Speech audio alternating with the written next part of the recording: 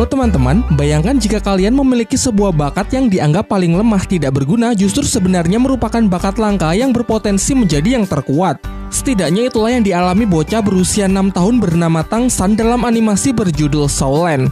Versi live actionnya pernah dibahas di channel ini beberapa bulan yang lalu dan banyak yang request untuk sekalian dibahas juga versi donghuanya yang dikatakan masih jauh lebih seru. Pada awalnya saya menolak karena berpikir pasti akan membosankan karena ya plot ceritanya pasti sama saja. Namun setelah kemarin saya maraton seriesnya yang masih berlanjut, ternyata memang banyak hal menarik yang dibuat berbeda dari versi live actionnya. Baiklah, tanpa berlama-lama kita akan membahas plot ceritanya terlebih dahulu. Tetapi meski series ini sudah dirilis lebih dari 3 tahun yang lalu, saya akan tetap memberi peringatan keras spoiler warning bagi kalian yang belum pernah menontonnya.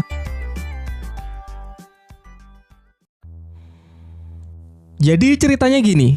Diceritakan ratusan tahun silam ada seorang pemuda jenius dan sangat berbakat bernama Tangsan.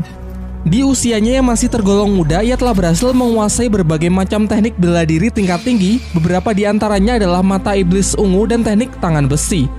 Namun pada suatu hari ia melanggar hukum sektenya dengan menyelinap ke perpustakaan rahasia dan mempelajari teknik terlarang. Alhasil ketika ia ketahuan, ia pun dikejar habis-habisan oleh para tetua sekte yang ingin membunuhnya.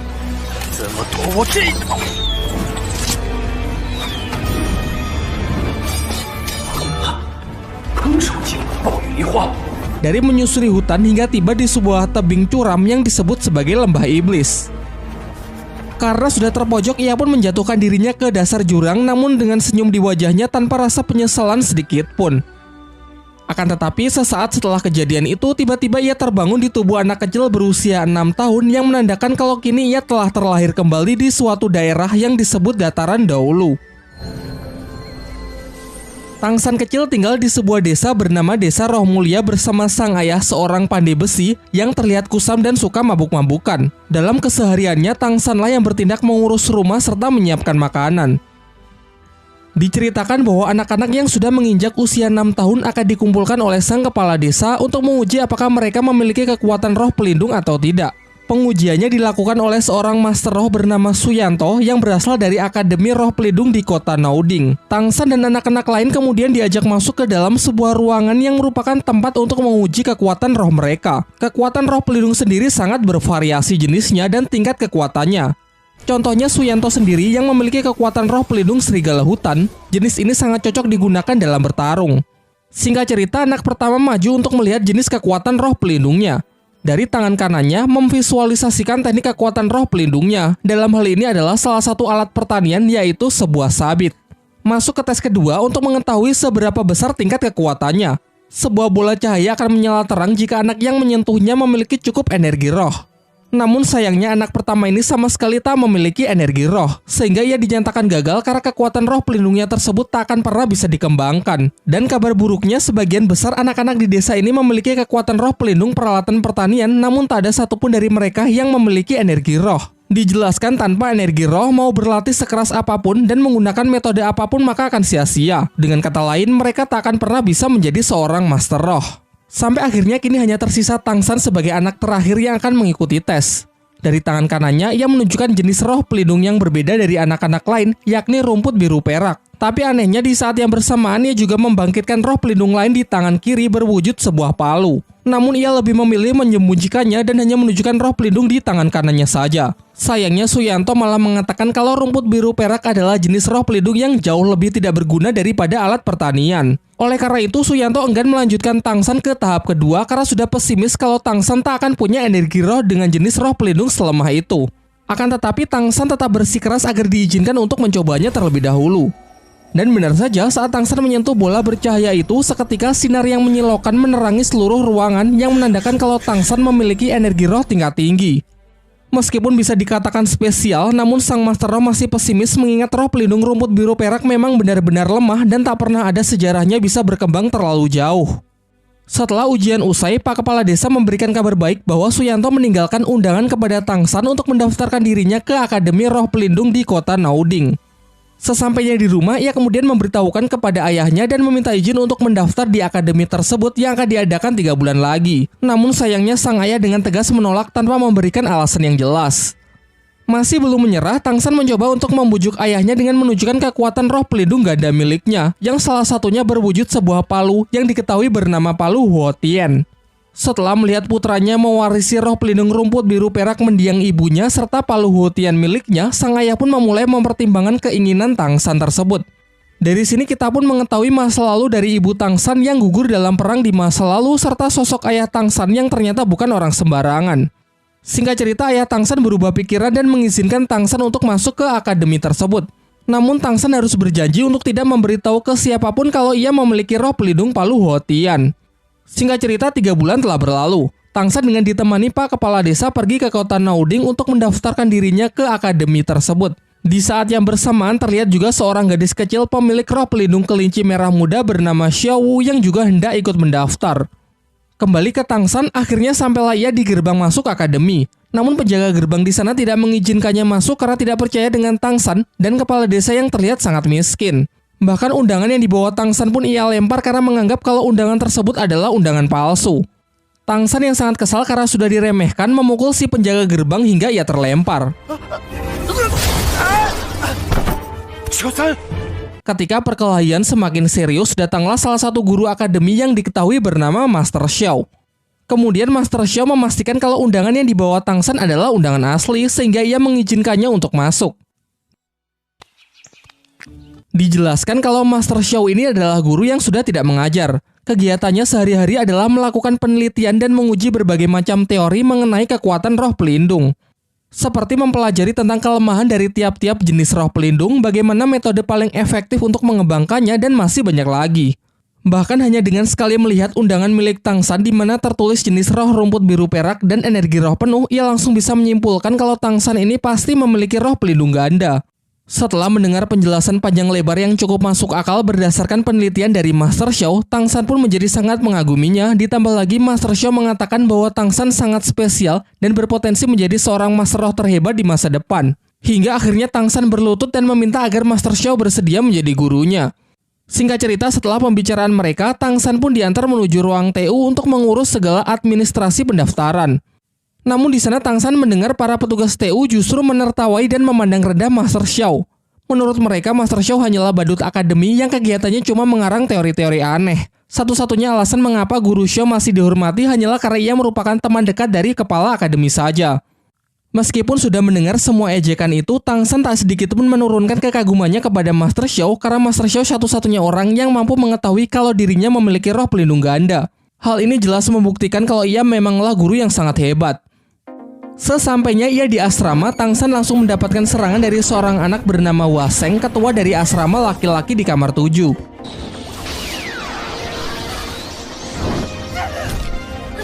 Namun dalam sekejap Tang San dapat mengelak dan mengalahkannya. Hal ini membuat semua anak-anak kagum dan menobatkan Tang San menjadi ketua berikutnya sesuai aturan yang mereka berlakukan.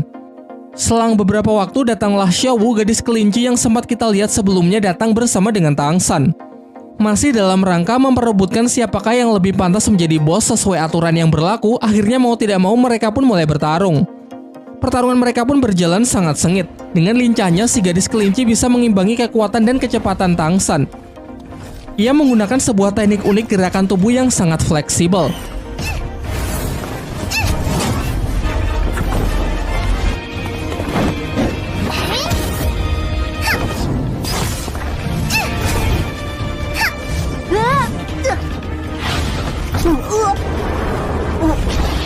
Dalam pertarungan singkat itu, Tang San pun dibuat kalah telak dengan catatan ia masih belum mengeluarkan seluruh kemampuannya. Tetapi itu saja sudah cukup membuatnya sangat terkesan, mengingat teknik unik yang bahkan belum pernah ia lihat di kehidupannya di masa lalu. Dengan kemenangannya ini, Xiao Wu pun menjadi bos baru.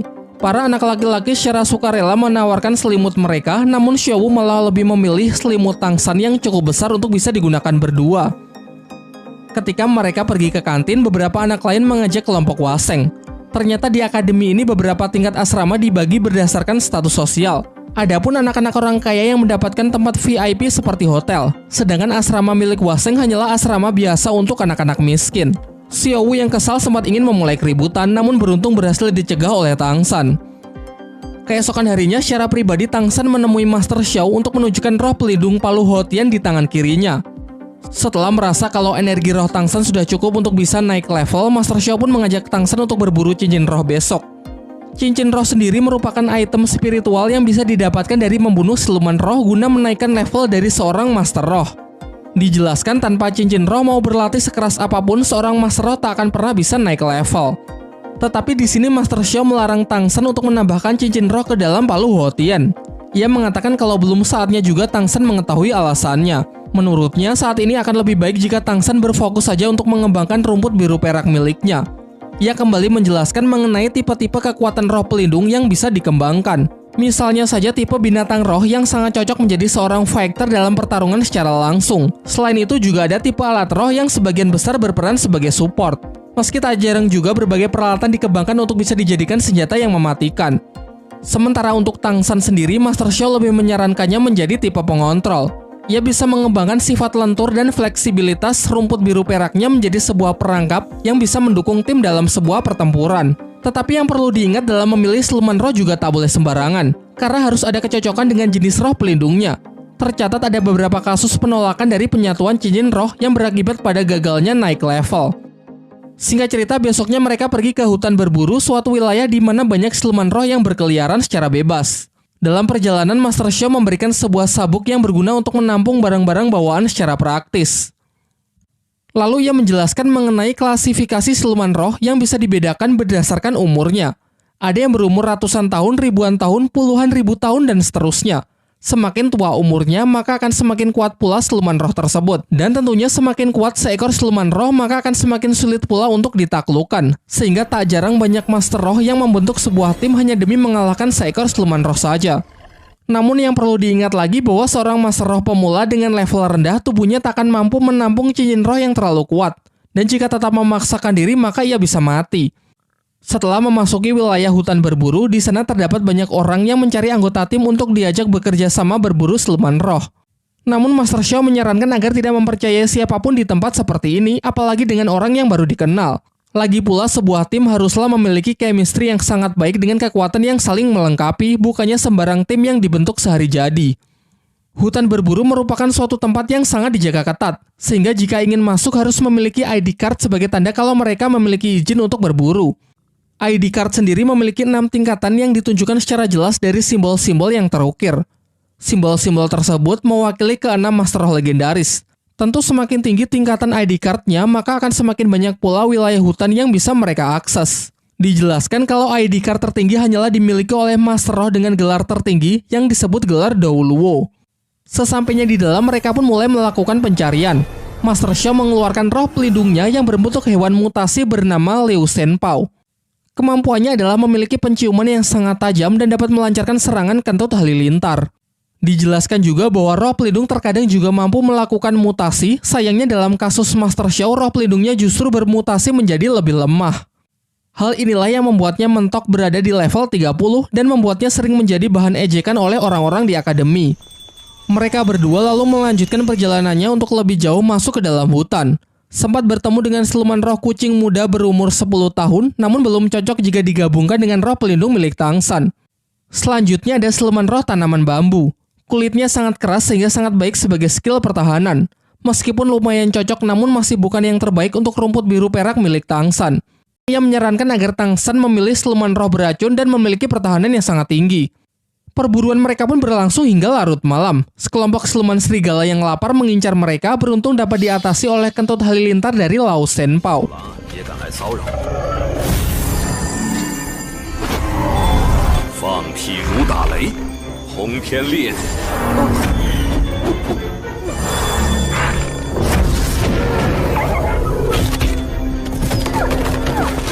Namun hal ini justru memicu makhluk yang jauh lebih mengerikan untuk datang karena tergiur aroma darah yang berceceran.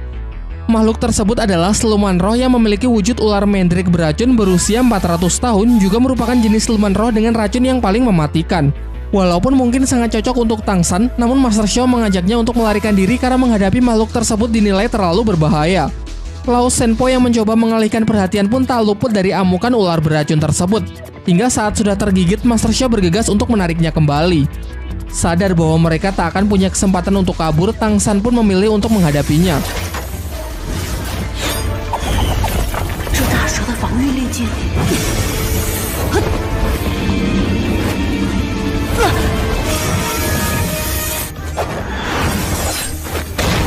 Setelah melewati pertempuran yang sangat sengit, ia pun berhasil membunuh si ular Mandrake dengan menusukkan pisaunya tepat ke rahang makhluk tersebut. Selama ini banyak orang yang percaya kalau jenis roh pelindung tumbuhan hanya bisa menyerap cincin roh dari siluman jenis tumbuhan juga. Namun berdasarkan penelitian Master Xiao, ia berteori kalau hal itu tidak sepenuhnya benar. Teori-teori yang anti-mainstream inilah yang membuatnya dijuluki sebagai badut dan menjadi bahan olok-olokan. Tetapi Tang San sangat percaya dengannya dan memutuskan untuk membuktikan kebenaran dari teori gurunya tersebut. Mulailah ia melakukan proses penyerapan yang berlangsung cukup lama. Sampai akhirnya penyerapan pun berhasil sehingga kini rumput biru peraknya telah berkembang menjadi rumput beracun. Namun di sisi lain, Master Xiao tengah terluka karena terkena racun dari Lao Shenpo yang semalam sempat mendapatkan gigitan dari ular Mandrake. Beruntung dengan cepat Tang San bisa membantunya mengeluarkan racun berkat ilmu yang pernah ia pelajari dari ayahnya. Setelah gurunya siuman, Tang San pun menunjukkan dirinya yang telah berhasil melakukan proses penyerapan cincin roh dan juga telah meng-unlock skill pertamanya, yaitu serangan tali akar beracun dalam radius up to 50 meter. Setelah kembali ke akademi, Master Xiao yang merasa pemulihannya akan memakan waktu cukup lama sehingga untuk sementara tak bisa melatih Tang San, memberikan sebuah buku yang berisi berbagai macam penelitiannya mengenai cara paling efektif untuk mengembangkan kekuatan roh pelindung. Selain itu, ia juga menyuruh Tang San pergi ke gedung cabang Akademi Master Roh untuk mendaftarkan dirinya sebagai Master Roh Cilik.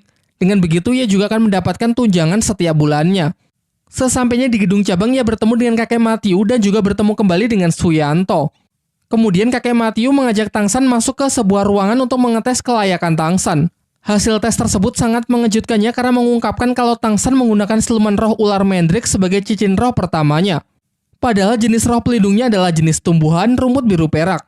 Tang San lalu mengatakan bahwa gurunya adalah Master Xiao. Kakek Matthew pun kembali terkejut karena hal ini membuktikan kalau teori-teori yang selama ini dianggap aneh sudah terbukti benar. Dalam perjalanan kembali ke akademi, Tang San melihat orang-orang pandai besi sedang melakukan pekerjaannya yang membuat dirinya tertarik untuk bergabung. Berniat menjadikannya sebagai pekerjaan paruh waktu, ia pun lalu menunjukkan keahlian menempa besinya yang dulu pernah ia pelajari dari sang ayah. Di sisi yang lain terlihat ayah Tang San yang ternyata secara diam-diam selalu mengawasi putranya tersebut.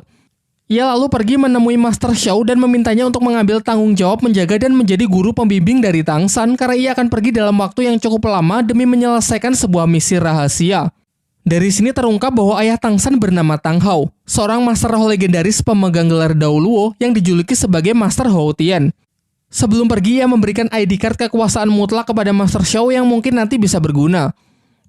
Singkat cerita, 1 tahun pun telah berlalu. Bersama dengan Xiao, ia telah menyelesaikan tahun pertamanya di Akademi Roh. Pada libur tahunan, ia mengajak Xiao mengunjungi rumahnya, namun rumahnya kosong dan terlihat sangat kotor. Kepala desa lalu menjelaskan bahwa sudah sangat lama ayah Tang San pergi meninggalkan desa. Ia menitipkan selembar surat yang berisi kalau ayahnya akan pergi dalam waktu yang sangat lama untuk mengemban suatu misi yang selama ini tertunda. Ia berjanji jika nanti Tang San sudah berhasil menjadi Master Roh yang terhebat, maka pasti mereka akan bertemu kembali. Tang San pun menjadi sangat sedih karena kini ia merasa sudah tidak punya siapa-siapa lagi. Bernasib sama menjadi sebatang kara, ia lalu meminta Xiao bersedia menjadi adiknya dan berjanji akan selalu melindunginya. Setelah itu, ia juga bertekad akan menjadi Master Roh yang paling kuat demi membuat bangga dan membuktikannya kepada sang ayah.